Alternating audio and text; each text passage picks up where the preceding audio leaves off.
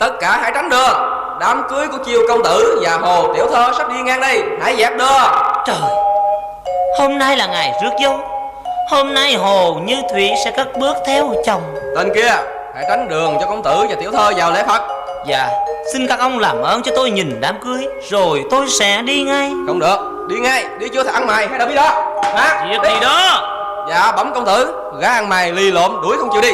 Thôi, đừng đánh người ta nữa. Ông cần tiền phải không? Đây, ông hãy cất giữ. Hiền thê, ta hãy vào lễ Phật. Dân. Trời ơi đau đớn cho ta, nàng đã xem ta như một kẻ ăn mày, cầm nén bạc trong tay mà dòng lệ tuôn rơi.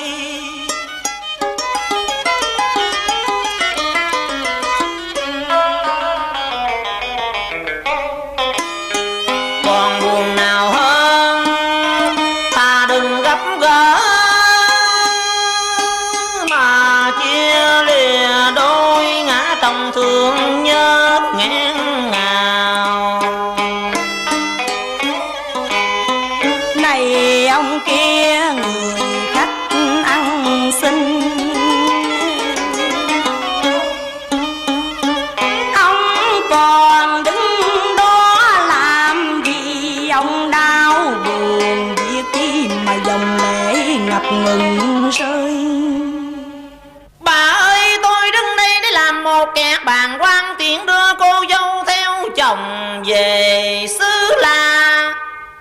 Suốt đời tôi chưa một lòng hạnh phúc, nên ao ước được nhìn xem một đám cưới qua đường. Rồi kiểu cưới đi qua, tôi cúi mặt ngẩn ngơ buồn. Tôi thầm trách cho đời mình sao khốn khổ, cho đến giờ này mà vẫn mãi chịu cô đơn. Ngày lại ngày tôi sống kiếp lang thang, như chờ đợi tương lai một cái gì vô vọng. Chờ đợi xuân mà xuân không bao giờ đến, thế nên trời mãi khép đông cho sầu chất nắng sầu. Lời ông nói thực tình làm tôi khó hiểu. Tôi muốn biết ông là ai. Dạ thưa bà, tôi chỉ là một kẻ ăn mày khốn khổ, đang cần bạc vàng cơm máu để đổ sông với người ta. Ông ơi, những điều ông vừa nói ra tôi nghe như có một chút gì mỉa mai chua xót. Tôi muốn biết rằng ông quen hay lạ, sao làm kẻ tiếng đưa tôi cất bước theo chồng. Điều đó khiến cho tôi thêm rải rứt trong lòng. Tôi có nhiều nỗi khổ tâm không nói được. Tôi lấy chồng nhưng không có hạnh phúc đâu ông. Vậy thì ông cũng đừng đến tiền đưa tôi, vì như thế chỉ làm cho tôi thêm nhớ đến người yêu cũ. Thà rằng cứ để cho tôi dằm bừa lên kỷ niệm cho người, được quên tôi cho tôi cố quên người. Chư Việt Nam, hãy ngửa mặt lên chịu chết. Dừng tay lại. Đừng buộc ta phải giết người khi lòng ta không muốn. Thôi, hãy đi đi. Cảm ơn ông đã cứu mạng cho chồng tôi. Dạ thưa bà, không có chi. Tôi muốn cứu mạng công tử là vì muốn bảo vệ hạnh phúc cho... thôi, hai người hãy lên đường. Không. Hãy có chừng hãy kéo em. Chết ta rồi. Ông, vết thương có nặng lắm không? Không nặng lắm đâu. Chỉ vừa để cho tôi giả biệt cuộc đời ô trọc này. Chúng tôi phải làm gì để đáp tạ ơn ông? Chiêu công tử, tôi có một ước nguyện sau cùng. Không biết Chiêu công tử vui lòng giúp tôi không? Xin người cứ nói, tôi bằng lòng làm bất cứ việc gì để chuộc lại lỗi lầm. Ngày xưa tôi cũng có một người yêu, nàng đẹp lắm, và nàng yêu tôi nhiều, nhiều lắm. Nhưng định mệnh trai ngang trò đời dâu bề đã làm cho tôi và nàng mãi mãi xa nhau. Ông ơi, chuyện của ông nghe buồn thảm quá, tôi biết phải làm gì để xóa dịu nỗi đau buồn đang triêu nặng tâm hồn. Một kẻ nhiều khổ đau, Tiểu thơ tôi muốn nhờ tiểu thơ đóng vai trò một người yêu, nói lên những lời nói sau cùng để tống biệt người yêu. Hiền thế hãy nói đi như lời nói của lòng mình đang nức nở ngậm ngùi, và biết cái cô nhân. dân tôi xin nói đây những lời nói sau cùng. Dù góc biển chân trời, tình vẫn chẳng nhạt phai. Bấy nhiêu đó cũng quá đủ cho một người bạc phước. Nếu mai đây xác thân tôi có vùi sâu dưới 3 tấc đất, xin được mang theo lời nói yêu thương vào thế giới muôn đời. Ôi lời nói như ru như rót mật vào lòng, ôi lời nói ngọt ngào thân ái mà suốt một đời tôi ao ước nghe được nghe.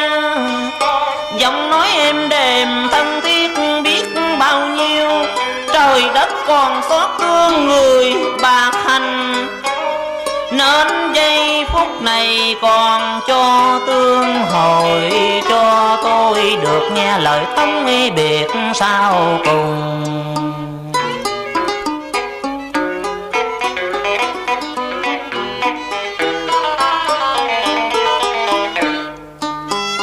Ông nói những lời nghe chua xót, nghe như tôi với ông có quen biết từ bao giờ. Không, không, trong phút giây rạc rào xúc cảm, tôi cứ ngỡ tiểu thơ là người bạn tình thân ái ngày xưa. Tôi cảm thấy như chìm đắm giữa giấc mơ, giấc mơ đẹp nhất của một đời bạc phước.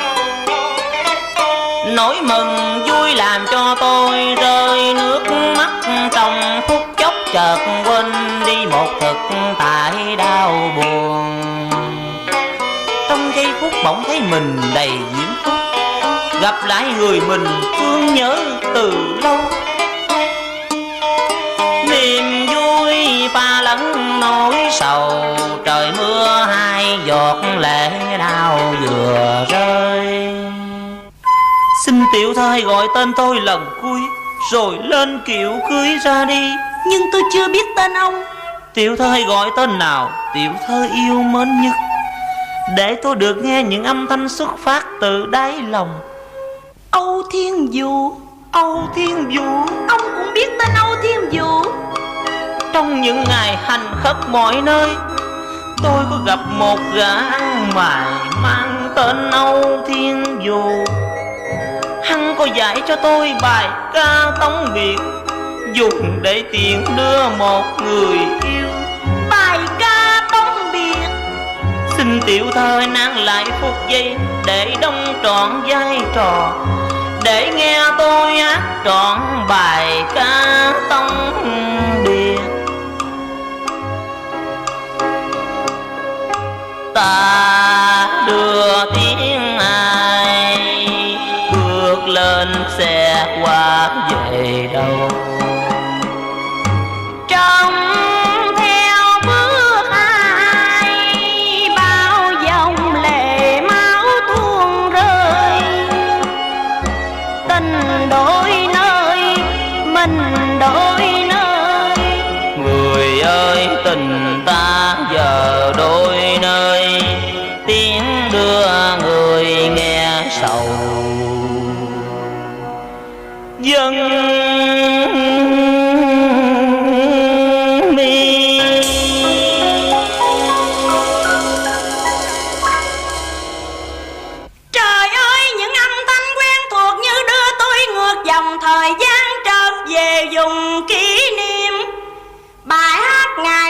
còn vang vọng đến bây giờ.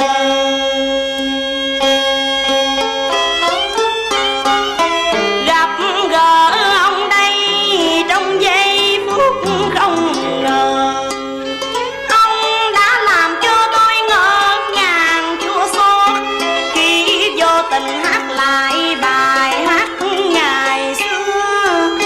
Từ bây giờ cho đến vạn ngày sau, nếu ông có gặp lại người ăn mày tên Âu Thiên Vũ, xin ông hãy bảo rằng người con gái thời xưa đã nghe trọn bài ca tống biệt ngài xuất gia theo chồng.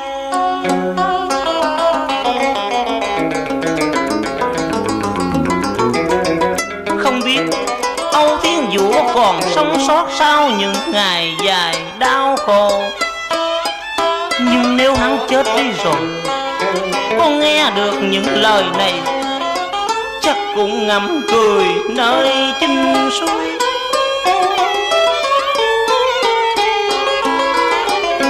Ông ơi, nếu người ấy chết đi chắc đã chết trong nghẹn ngào tức tưởi, vì không nghe được những lời tôi mới nói với ông. Khi một người con gái sang sông thì bổn phận là phải lãng quên tình cũ, nhưng đối với con người bà phước đó, có quên chăng là ngày tôi vĩnh biệt cuộc đời.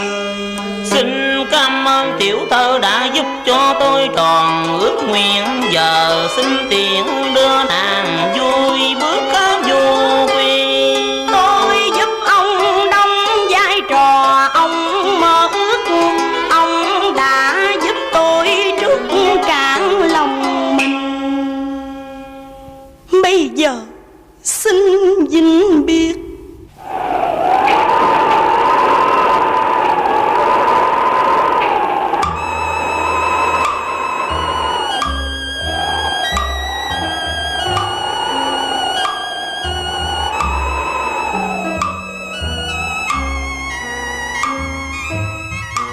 Hồ Như Thủy, Hồ Như Thủy, nàng đã đi rồi về xứ lạ.